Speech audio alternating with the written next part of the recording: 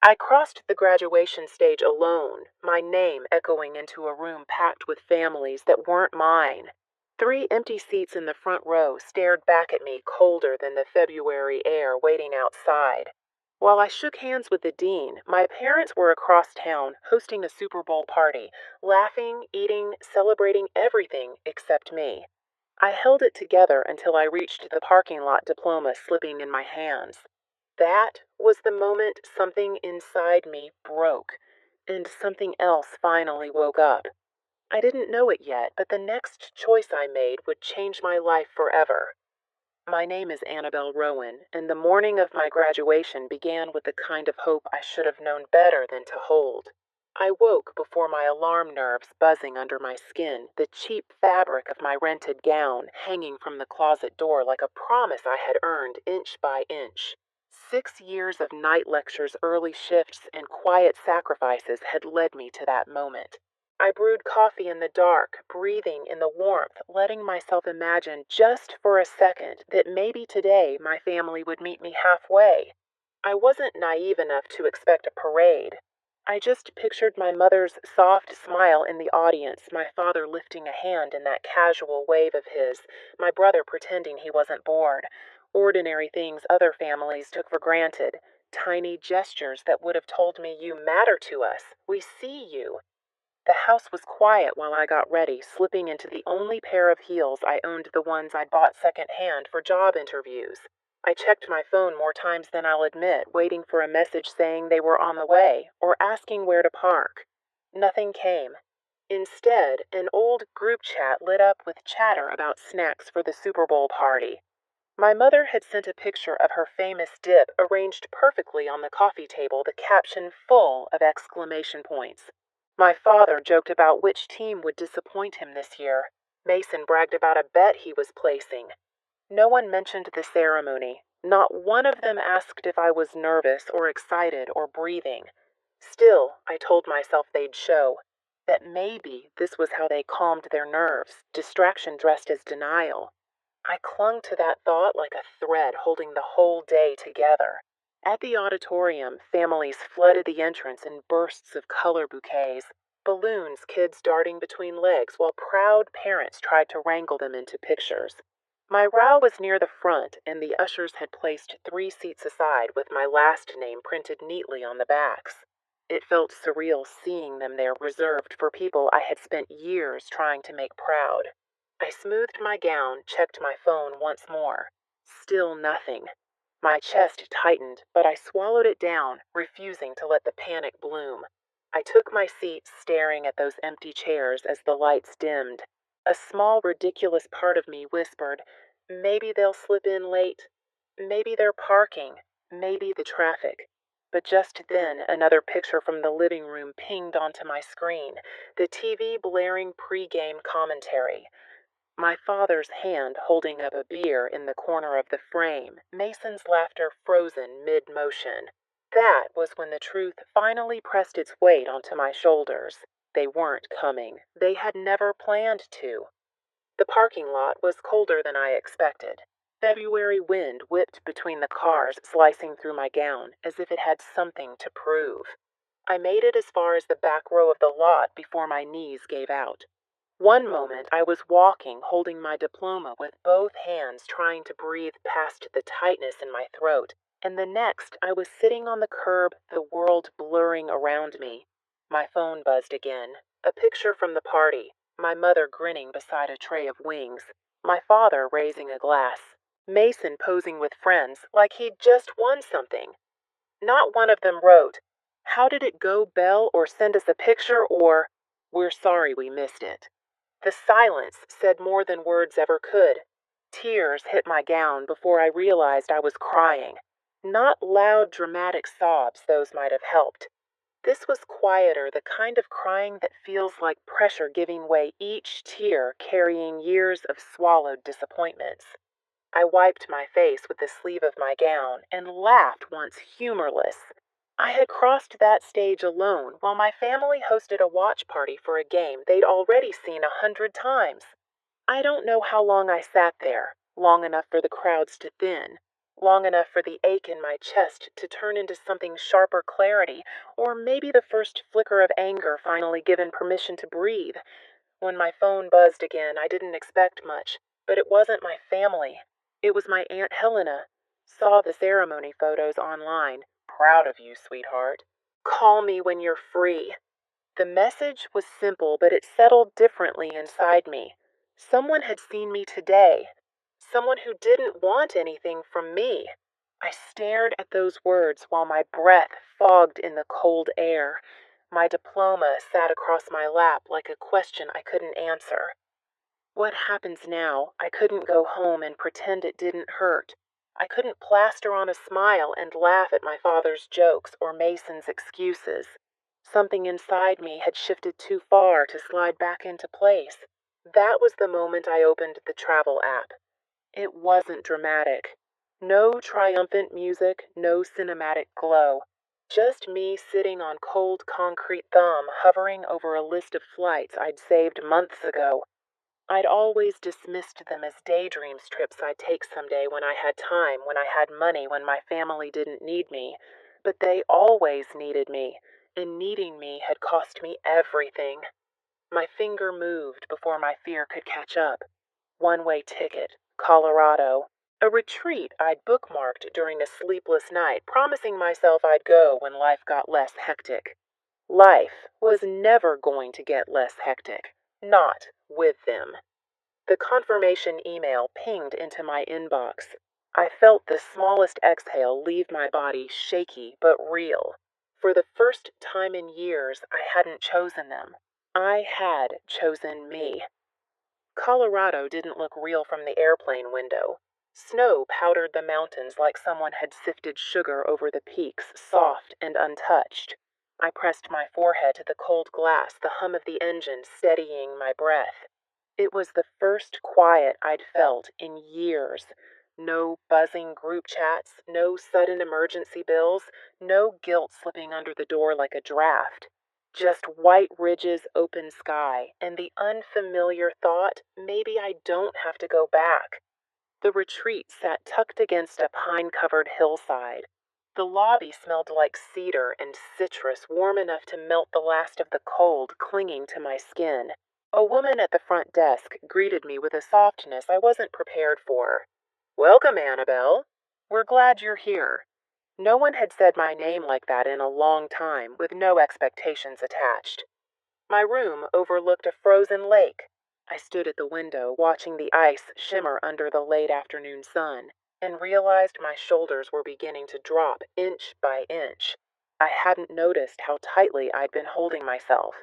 I told myself the trip was just a break, a pause, a place to reset before returning to Hartford and resuming the role I'd always played. Good daughter, reliable sister, walking wallet. But that illusion cracked the next morning. After a massage, I checked my phone out of habit. 15 missed messages, 13 from my family. "Mom, can you send a few hundred? Dad need help with a bill. Just temporary." Mason lost my card again. You know how it is. None of them asked about the ceremony. None of them even wrote congratulations. The final message came in while I was still staring at the list. It was from Helena. "Belle, honey, check your credit report. Now." A knot formed in my stomach. I sat on the edge of the bed, opened the app, and waited for the screen to load. When it did, my breath left me all at once. There were accounts I didn't recognize, store cards I'd never opened, a personal loan I had never signed for. Inquiries stacked one after another like someone had gone shopping for my identity piece by piece. I scrolled slowly, dread cooling my bloodstream. The dates lined up with every emergency request they'd made in the past month. Money they hadn't needed. Money they'd replaced with something far worse. The room felt smaller suddenly. The walls leaned in. This wasn't just a neglect. It wasn't even casual betrayal.